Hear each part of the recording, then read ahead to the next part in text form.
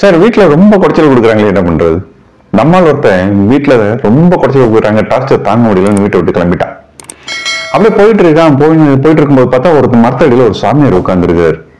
சரி, இந்த சாமியாரை பார்த்து ஏதாவது சொல்யூஷன் கேட்கலாம்னு சொல்லிட்டு அந்த சாமியார்கிட்ட போயிட்டு, சாமி இந்த மாதிரி வீட்டில் ரொம்ப குறைச்சல் கொடுக்குறாங்க, டார்ச்சர் தாங்க முடியல, ஏதாவது ஒரு ஐடியா கொடுங்க, எப்படி சமாளிக்கிறதுன்னு ஒரு ஐடியா கொடுங்க அப்படின்னா. இதுல ஒரு வேடிக்கை என்னன்னா, அது முடியாம தான் அவரே அங்க வந்து உட்காந்துருக்கிறாரு. அவர்கிட்ட போய் அந்த சொல்யூஷன் கேட்கிறான்.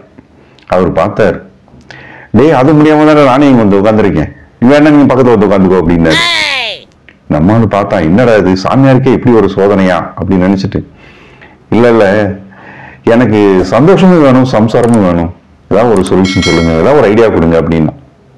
மலையநாடா நீ, இது ரெண்டுல ஏதாவது ஒண்ணுதாண்டா கிடைக்கும், நீ ரெண்டுமே கேட்கிற அப்படின்னாரு.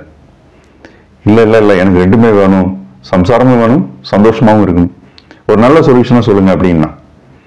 பார்த்தாரு சாமியார், உன் தலையெழுத்து அப்படிதானே, என்ன பண்றது, உன்னை திருத்தவே முடியாது, அவங்க என்ன கேட்கறாங்களோ எல்லாத்துக்கும் மண்டைய ஆட்டு போ அப்படின்ட்டாரு. இந்த மண்டை ஆட்டி சமாளிக்கிறதுக்கு பார்த்தீங்கன்னா அது ஒரு மிகப்பெரிய வரங்க. அது கையில் எடுத்துக்கிட்டான், வீட்டுக்கு வந்தான். அந்த அம்மா கொஷின் கேட்க ஆரம்பிச்சிச்சு. அதுக்கு போது கொஷின்ஸ், எங்க போனேன், ஏன் இவ்வளோ லேட்டு, என்னாச்சு அப்படின்ட்டு இவன் மண்டைய ஆட்டி சமாளிக்க ட்ரை பண்ணான். ஒரு கட்டத்தில் அந்த அம்மாவுக்கு டவுட் வந்துருச்சு, ஏன்னா எதை கேட்டாலும் மண்டைய ஆட்டுறானே, குடிச்சிட்டு வந்திருக்கானோ அப்படின்னு டவுட் வந்துருச்சு. குடிச்சிட்டு வந்திருக்கியான்னு கேட்டுச்சு.